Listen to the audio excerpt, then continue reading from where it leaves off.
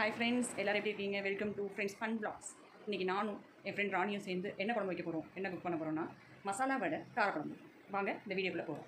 Hi friends, வாங்க இன்றைக்கி லஞ்சுக்கு என்ன குழம்பு வைக்க போகிறோம்னு பார்க்கலாம். ஃபஸ்ட்டு நம்ம வந்து சாதம் முடிச்சிட்டோம். ரெண்டாவது மசால் வடை குழம்பு காரக்குழம்பு. அதுக்கு தேவையான பொருட்கள்லாம் என்னென்னு பார்க்கலாம். மசால் வடை காரக்குழம்புக்கு கடலைப்பருப்பு காலையில் ஊற வச்சது இருக்குது. இப்போ இதை அரைச்சி எடுத்துக்க போகிறோம். காரக்குழம்புக்கு புளியை கரைச்சி மிளகாத்தூள் கலந்து வச்சிருக்கோம். அதுக்கு தாளிக்கிறதுக்கு தேவையானது வெங்காயம், தக்காளி, கருவேப்பிலை, பச்சை மிளகா, வடகம் வச்சிருக்கோம். லாஸ்ட்டாக போடுறதுக்கு கொத்தமல்லி வச்சிருக்கோம். அடுத்தது மசால் வடைக்கு மாவுக்கு போடுறதுக்கு அதுக்கு தனியாக வெங்காயம், இடிச்ச பூண்டு கொஞ்சம், கருவேப்பிலை, கொத்தமல்லி இது எல்லாமே அரைச்சி வச்சிருக்கோம். இதெல்லாம் கலந்து மாவு சுட வேண்டியதான். ஃபஸ்ட்டு நம்ம சட்டியை வச்சுட்டு எண்ணெய் ஊற்றிக்கலாம். கடுகு உளுந்து பருப்பு ஒரு ஸ்பூன் போட்டுக்கலாம். அப்புறம் வெந்தயம் ஒரு ஸ்பூன் போட்டுக்கலாம். சும்மா கொஞ்சமாக போட்டுக்கோங்க. வெந்தயமும் கடுகு உளுந்து பருப்பு பொரிஞ்சதுக்கப்புறமா கொஞ்சம் வடகம் போட்டுக்கோங்க. வடகம் வந்து கொஞ்சம் டேஸ்ட் நல்லாயிருக்கும் காரக்குழம்புக்கு. அப்புறம் கருவேப்பிலை போட்டுக்கோங்க. எல்லாம் பொரிஞ்சோடனே வெங்காயம் ரசனை வெங்காயம் போட்டாச்சு. இது நல்ல சிறக்க வதக்கிக்கலாம். வெங்காயம் நல்லா வதங்கிடுச்சுங்க. இப்போ தக்காளி போட்டு சுருளாக வதங்கணும். தக்காளி வதங்கிறதுக்கு சீக்கிரம் வதங்கிறதுக்கு கொஞ்சம் உப்பு எடுத்துக்கலாம்.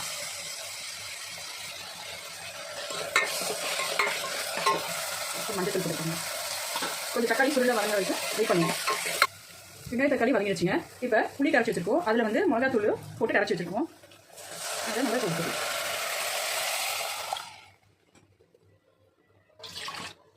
அதை கழுவி நான் ஊற்றிட்டேன். கரைச்சி வச்சு புளி மிளகாத்தூளையும் ஊற்றியாச்சுங்க. இப்போ இது ரெடி ஆகிறதுக்குள்ளே நம்ம வடை வந்து அரைச்சி வச்சுக்கலாம். மசால் வடைக்கு ஒன்றும் பாதியமாக அரைச்சி வச்ச கடலை மாவுங்க இருக்குது. இதில் என்னென்னலாம் சேர்க்க போகிறோன்றது சொல்கிறேன். இந்த மாவுக்கு ஏற்ற வெங்காயம், கடலைப்பருப்பு அரைக்காமல் கொஞ்சம் எடுத்து வச்சுக்கேன். இது போடும்போது கொஞ்சம் கிறிஸ்பியாக இருக்கும். ஒரு 3 பல்லு பூண்டு இடித்து வச்சுருக்கேன், அது போடுறேன். சோம்பு கொஞ்சோண்டு, கருவேப்பிலை கொஞ்சம் நறுக்கி வச்சுருக்கேன், கொஞ்சம் நறுக்காமல் வச்ச கருவேப்பிலை. அடுத்தது கொத்தமல்லி. கொஞ்சம் கிறிஸ்பியாக வரத்துக்கு கொஞ்சம் அரிசி மாவு சேர்த்துக்கிறோம். அடுத்தது இந்த மாவுக்கு தேவையான சால்ட் ஆட் பண்ணிக்கலாம். அவ்வளோதான். இதை நம்ம பிசைஞ்சிட்டு சுட்டு எடுத்துடலாம். இதுக்கு நம்ம எல்லாம் பிசைஞ்சிட்ருக்கோம். பிசைஞ்சிட்டு இதை மசால் வடை சுட்டு வச்சுட்டு குழம்பு நல்லா கொதிச்சு சுண்டினதுக்கு அப்புறமா இந்த மசால் வடை பொரிச்சு வச்ச மசால் வடையை அதில் போட்டு ஒரு 1 hour ஊறினதுக்கப்புறமா சாப்பிட்டோம்னா மசால் வடை காரக்குழம்பு ரொம்ப அருமையாக இருக்கும். மசால் வடை நம்மளுக்கு ரொம்ப திக்காக போட வேண்டாம். ஜஸ்ட் நம்மளுக்கு வேண்டிய சைஸில் சின்னதாக கொஞ்சம் மெலிசா, ரொம்ப திக்காகவும் இருக்கக்கூடாது, ரொம்ப மெலிசாகவும் இருக்கக்கூடாது. என்ன கரெக்டாக காஞ்சிருக்கு. இது நல்லா 2 பக்கமும் செவக்க சுட்டு எடுத்து குழம்பு கொதி வந்ததுக்கப்புறம் குழம்புல போட்டுக்க வேண்டியதுதான். ஒரு பக்கம் செவந்துருச்சு, அதை திருப்பி போடுறோம். ஸோ இந்த அளவுக்கு செவந்திருந்தால் போதும். ஜஸ்ட் எப்பவுமே நம்ம வடை சுடுறப்போ 1-2 சுட்டுட்டு எடுத்து உப்பு காரம் பார்த்துட்டு ஏதாவது வேணும்னா நம்ம ஆட் பண்ணிக்கலாம். மொத்தமாக போட்டுட்டோம்னா அதுக்கப்புறம் ஒன்றும் பண்ண முடியாது. ஸோ இது 2 பக்கமும் நல்லா செவந்துருச்சு. குழம்பு கொதி வந்தோடனே இதை போட்டுட்டோம்னா நம்மளுக்கு மசால் வடை குழம்பு ரெடி ஆகிடும். காரக்குழம்பு நம்மளுக்கு ரெடி ஆகிடுச்சு. இப்போது ஃபினிஷிங் டச், ஃபைனல் டச் வந்து கொத்தமல்லி போட்டு தூவிட்டு மசால் வடை, நம்ம சுட்டு வச்ச மசால் வடை இருக்குது, அதையும் இந்த குழம்புக்கு ஏற்றது எத்தனை வேணுமோ போட்டுட்டோன்னா அது ஊறிடும்.